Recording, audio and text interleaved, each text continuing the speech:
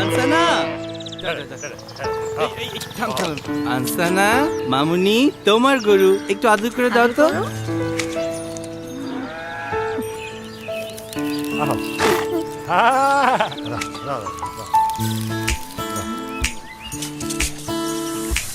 পানি লাগবে? এই যে দেখো, বাহ বাহ।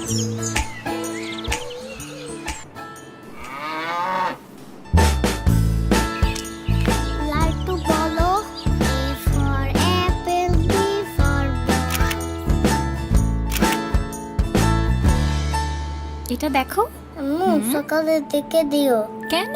লালটুকে গোসল করাতে হবে।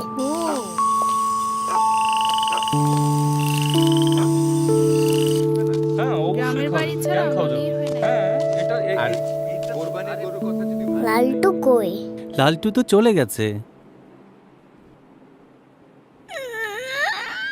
মা মা মা মা কি হয়েছে মা বলো। আসো আসো এদিকে এসো মা। কোরবানির পশুর সাথে বন্ধন আর ত্যাগের মহিমায় জ্বলে উঠুন এবারের ঈদে। #কাউফি লিখে রবির ফেসবুক পেজে শেয়ার করুন কোরবানির গরুর সাথে আপনার প্রিয় মুহূর্তগুলো।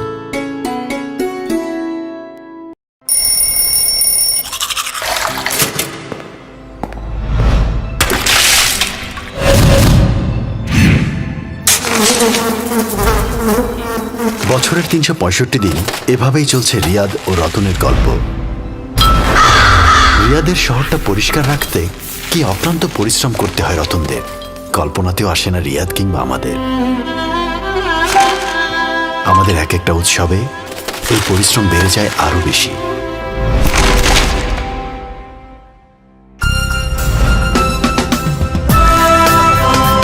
আসুন এই ঈদে ওদের পরিশ্রম আর না বাড়ায়, কোরবানির পশুর বর্জ্য সঠিক স্থানে ফেলে সবাই মিলে দেশটাকে ফ্রেশ রাখি। জনস্বার্থে ঢাকা উত্তর সিটি কর্পোরেশন। গ্ল্যামার, অফুরন্ত ফ্রেশনেস। কিরে মাসুম, আর কতক্ষণ?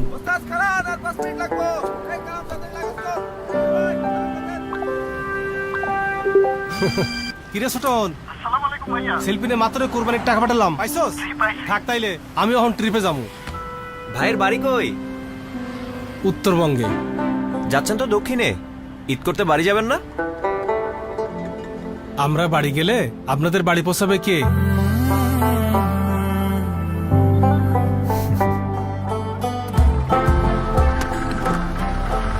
জানা অজানা এমন অনেক ত্যাগের কল্যাণে আমাদের ঈদের খুশি হয় পরিপূর্ণ। দেশ জুড়ে সবার ঈদ সাজুক ত্যাগের মহিমায়। এই প্রত্যাশায় সবাইকে ঈদের আন্তরিক শুভেচ্ছা।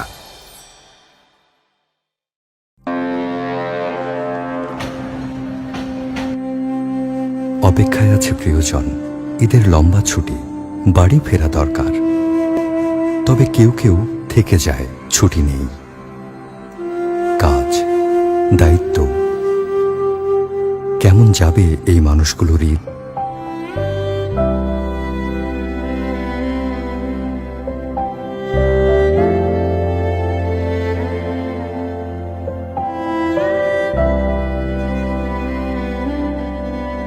এবার ঈদে যাওয়া হচ্ছে না। আর তাছাড়া আমি যদি ছুটি নিয়ে বাড়ি চলে যাই, তাহলে এখানে যে হাসপাতালে যে রোগীরা আছে তাদেরকে কে দেখাশোনা করবে?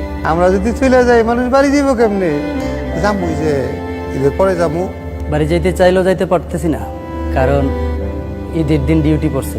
ছোট বোনটা কথা একটু বেশি মনে পড়ো। ছোট বোনটার কথা দিয়েছিলাম ঈদের সময় যাই আর ঘুরতে যাবো, ওর জন্যই মনটা একটু খারাপ লাগবো। মাকে ছাড়া ঈদ করতে খুব খারাপ লাগছে। খারাপ তো লাগবেই, বাচ্চাটার জন্য আসলে মন খারাপ লাগছে। তো থাকলে দেখলে তো খুব ভালোই, আর এটা কি সম্ভব? ঈদের আনন্দ পৌঁছে দিতে বাংলালিংক ছুটে গিয়েছে এই মানুষগুলোর আপনজনদের কাছে, সুযোগ করে দিয়েছে কথা বলার। আমি ভালো আছি। মা তুমি কেমন আছো? এই যে কদিন বোধহয় বলবো। বাবা, ঈদের 2 দিন পরেই আমি চলে আসবো। তোমার জন্য একটা শাড়ি কিনছি। ঈদের বকশিস, ঈদের বকশিস তো তোর আমি ডাবল দিবে এবার।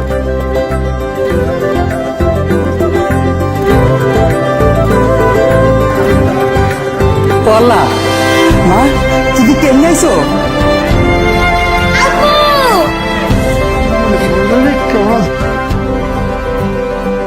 এই মানুষগুলোর নীরব সেবায় নিশ্চিত হয় আমাদের ঈদের খুশি।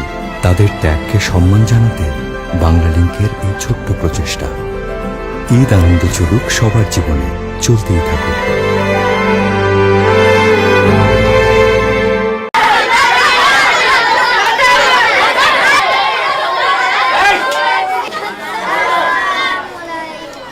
কি ব্যাপার হচ্ছে কি?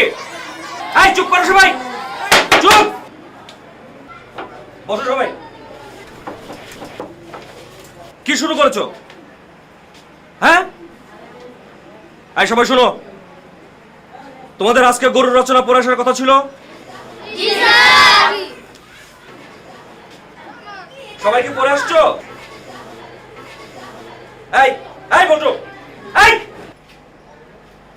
কি করতেছিলা? না স্যার, মানে আমার খাতা খুঁজে পাচ্ছি না তো, তাই ওর কাছে দেখছি যেটা আমার খাতা কিনা। এই তুমি খাতা নিয়েছো? স্যার, ও না মিথ্যা কথা বলছে, আসলে সে খাতাই আনেনি। আচ্ছা আমি বুঝতে পেরেছি, বসো তুমি। বল্টু, তুমি আমার সাথে বাদরামি করো। আজকে তোমাকে আমি বুঝাবো কত ধানে কত চাল। একটা শর্তে তোমাকে আমি মাফ করতে পারি, তুমি যদি সবার সামনে গরুর রচনাটা গড়গড় করে বলে দিতে পারো তাহলে তোমার সব শাস্তি মাফ। বলো। গরু একটি গৃহপালিত পশু, কিন্তু এরা গৃহপালিত পশু হলেও গৃহে এদের পাওয়া যায় না।